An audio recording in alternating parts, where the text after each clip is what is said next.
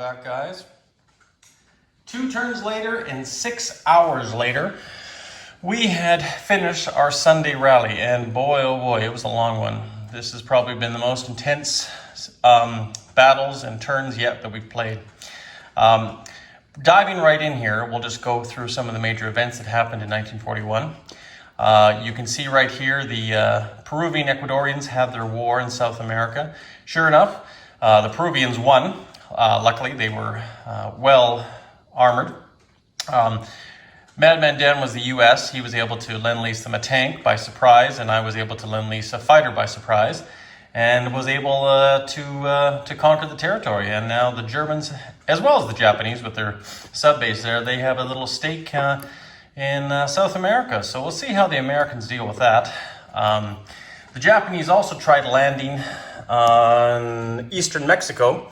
Brought a man over from, I think, the Solomons or Gilberts or somewhere around there, and was able to reach as far as eastern Mexico, landed there, took it from the Americans. But as you can see, the Americans took it right back. So I'm going to guess that this American fleet's probably going to land here in Peru and Ecuador when they get a chance, and see if they can take some more territory away from me and grow their American influence in the Americas. Over here, though, we've had a bit of a disaster for the Axis. But it's unavoidable. I mean, let's face it, we're against multiple incomes right now. In Italy, despite getting, over $30, it can't do much. And you can see here that Madrid has fallen. It has actually fallen to the Americans with the help of the Canadians. So the lucky Yanks get to put a little rondel there on Madrid. They got it with the 442nd Infantry Regulars, and with a whole bunch of support from air support. The Germans held out gallantly, but just weren't able to take Madrid. And that's the problem. I was trying to hold Madrid and Gibraltar and just didn't have enough forces. I even brought down strategic bombers from the north there to try to carpet bomb. And one of them flew to Gibraltar and the other one flew back to Paris, you can see there. But yeah, unfortunately, it just is too much, and you can see why. Look at the American fleet here, and as well as the British fleet. And also, there's more British boats up here and in Sea Zone 25. So right now, and Germany has literally no navy, and I'll get to that in a second as well. The only navy they got is this itty-bitty set down here, still convoying. But yeah, Madrid has fallen, so that's a major blow to the Axis. But I knew it was going to happen. I just didn't have the strength to defend it off indefinitely. And of course, the Americans, they're bringing transports, and same with the Canadians. So that's going to be an ongoing flood here. So I'm expecting it's going to be a tough war. And right now, Japan and Italy, they got a tough road ahead just to defend, and the Germans also as well. But we'll just cruise around here. The Axis, namely the Italians, were able to actually take the French capital again down here in Cameroon. A turn ago, we were able to land Italian paratrooper from northern Algiers, cross the Sahara Desert, land him there, and he actually had enough to fly back to Tobruk. So that was lucky and fortunate. And over here, of course, the French fighters came and took that little guy out. But you can see here the French are now moving north to Nubia, and they're probably having their sights on the Suez Canal. It's still heavily fortified by the Italians. I don't think they have enough strength to do it, as well as the Germans have helped them out as well.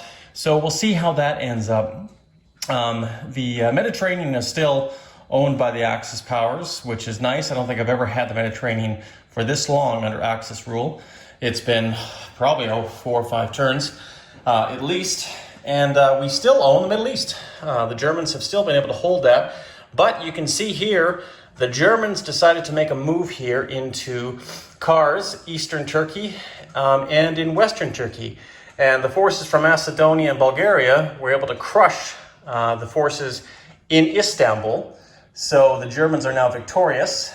But in light of that, the Russians saw an opportunity. So they brought some Marines and took Bulgaria here. So now there's 2 Marines here dividing my forces. But hopefully I should be able to rectify them next turn. The forces was Rommel's Africa Corps that was wiped out here in Kars, because these troops, which I knew they were going to come in to take it, I probably actually should have just took the capital, because if you took the capital, all of these guys surrender. So I got to remember that next time. Even though I didn't lose any guys going in here, I could have just held them here or moved into a different place, but I think it would have been 6 and 1/2 dozen the other.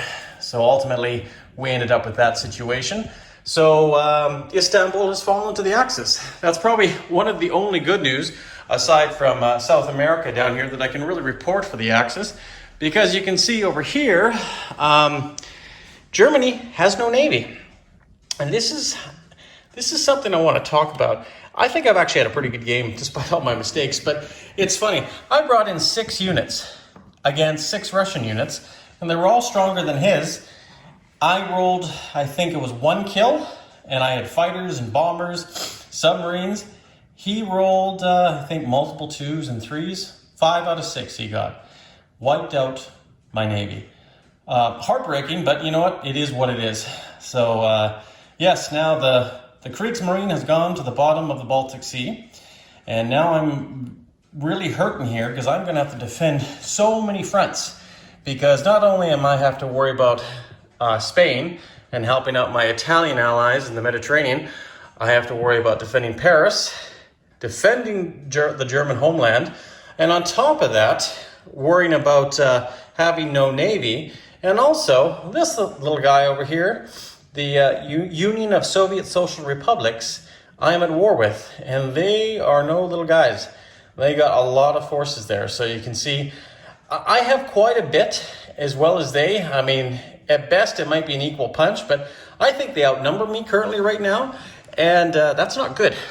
That's not good at all.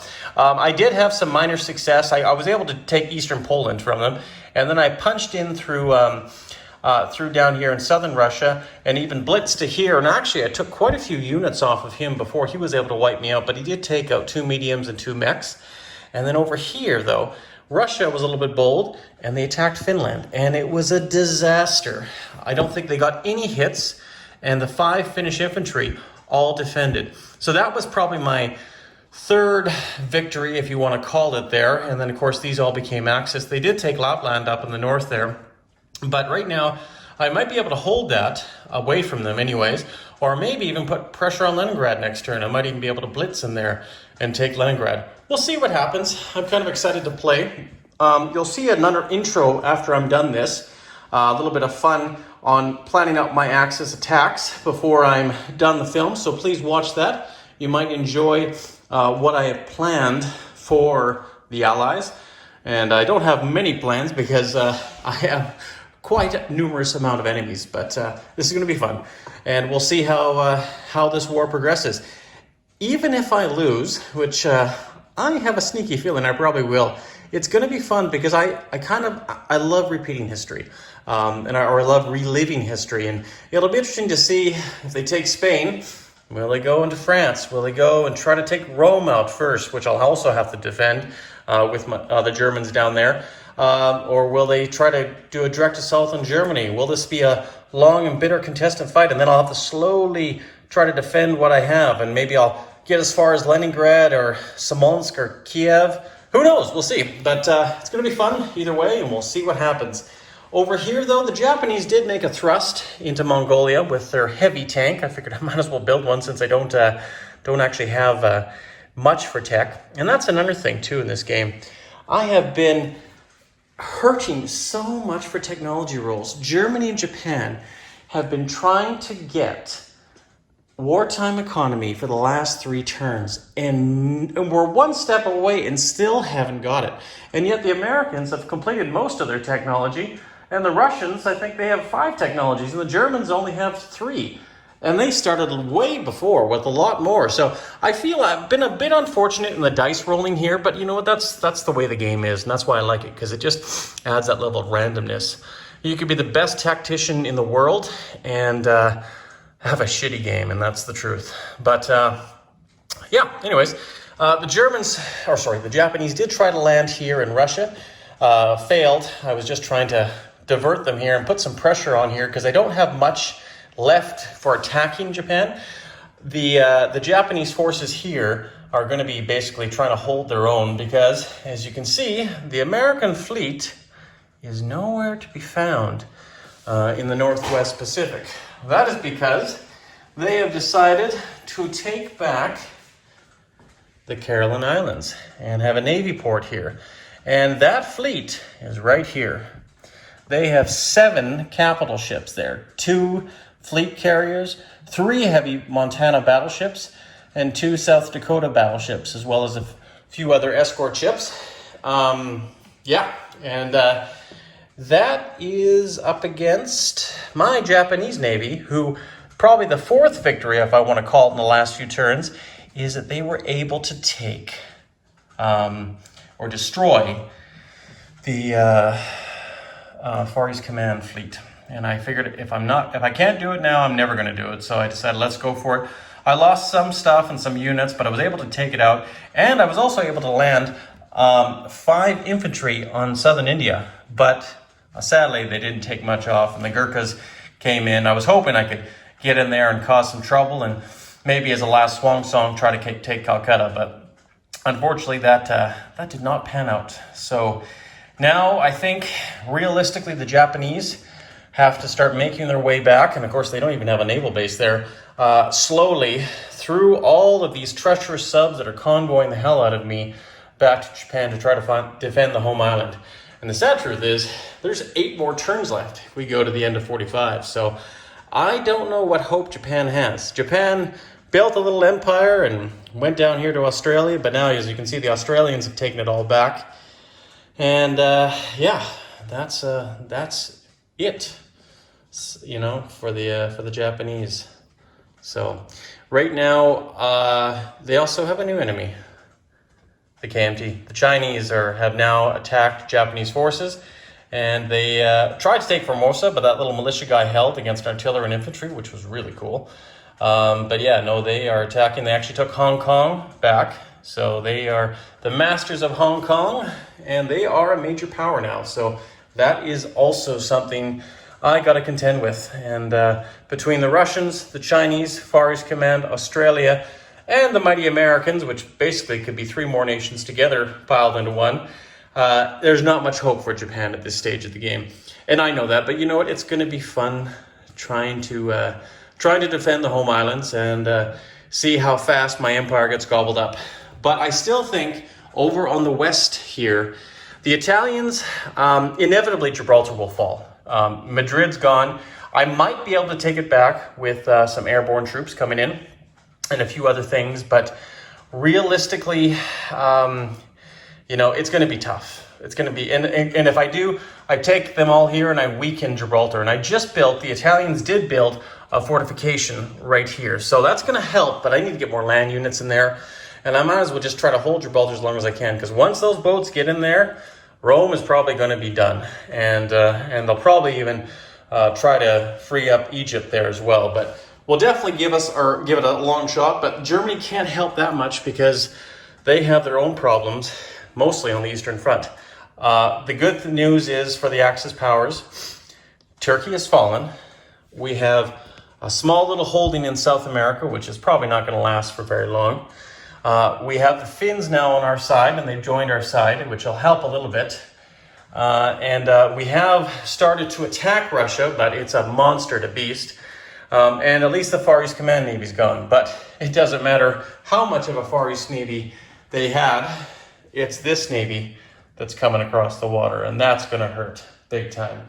And of course, if you look at the board right now, not even counting wartime bonuses, the Russians have 54, the Americans have 66, the rest of all the Commonwealth and the Free French, I think, have a total of probably another 60.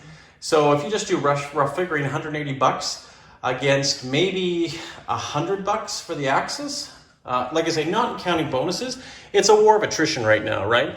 So I need to make some amazing moves and do them fast to hope to salvage anything left of the German, Italian, and Japanese empires. So yeah, tell me what you guys think. I just wanted to give you a brief update here and show you what's going on. Despite some of these defeats, I still love it. This is awesome. This is just awesome. This is why I love Global War 1936.